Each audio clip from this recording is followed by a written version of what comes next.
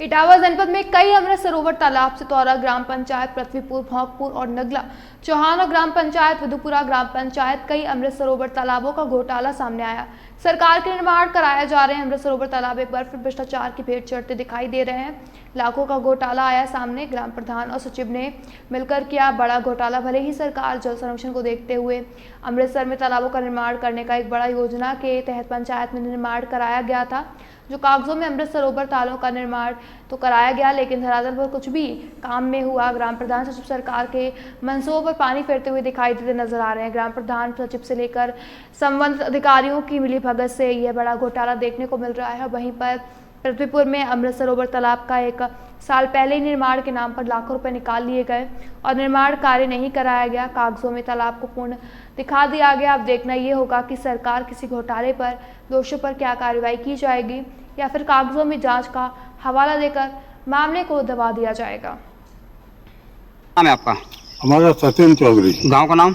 अच्छा दादा, ये बताइए, ये अमृत सरोवर जो तालाब है इनकम्प्लीट है और इसका पैसा निकाल लिया, क्या लगता है कि बड़ा बड़ा भ्रष्टाचार देखने को मिल रहा है? जब ये प्रधान जी काम करा रहे थे तो ये बाउंड्री वाल बना रहे थे। हमने कहा सीमेंट तो इसमें इतना लगाओ कि ये जो है ना तुम्हारी टिक जाए ये।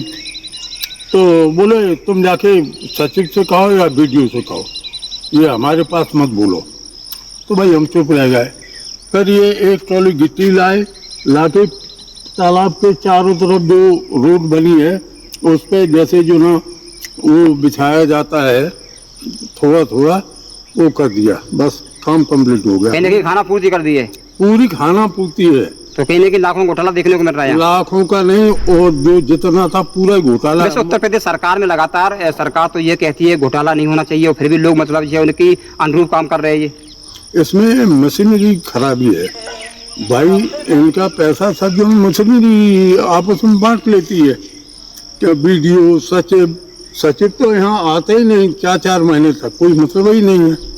और उससे कोई शिकायत करो तो वो कहता है बीडीओ के पास जाओ, बीडीओ कहता है डीएम के पास जाओ।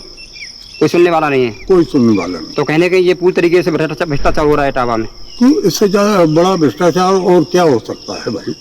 गवर्नमेंट का पैसा भाई, उस पर हमारा तो अधिकार है, तो जनता का अधिकार, जनता का पैसा जनता में दे रहे हैं, लेकिन उस पर जो वो है अधिकार, वो पूरा अधिकारियों का है।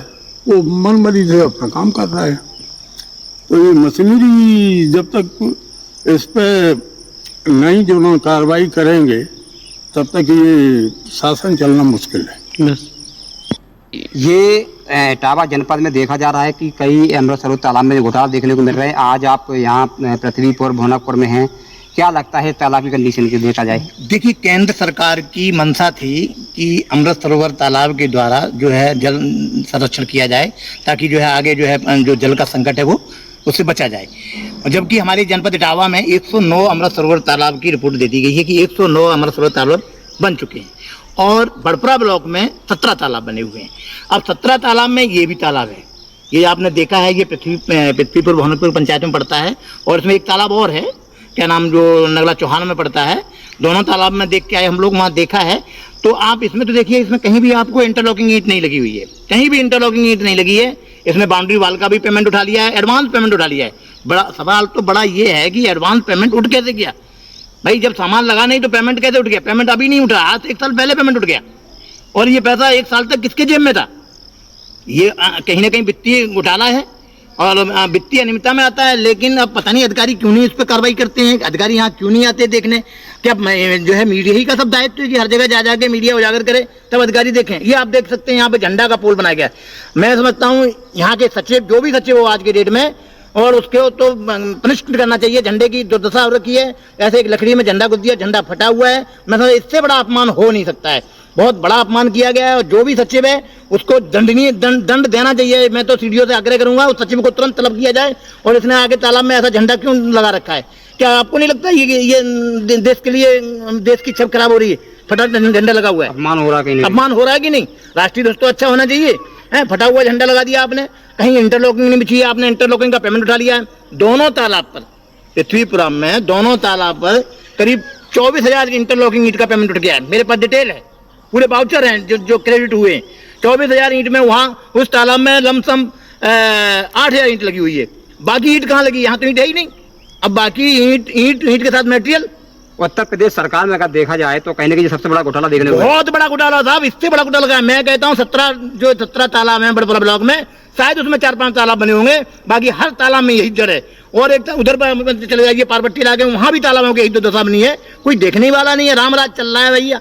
जो बनाओ बनाओ, नहीं बनाओ पैसा निकालो, जेब में डालो, चलते बनो। भाई सरकार का पैसा निकला है, जनता का पैसा निकला है। ये पैसा 7वें महीने में निकल गया 23 में, 2023 के 7वें महीने में, और 22 के 12वें महीने में पेमेंट निकल गया है। और अभी तक किसी अधिकारी ने आकर के चेक नहीं किया कि यहाँ इंटरलॉकिंग बिछी कि नहीं बिछी। झंडा की वो दशा हो रखी है।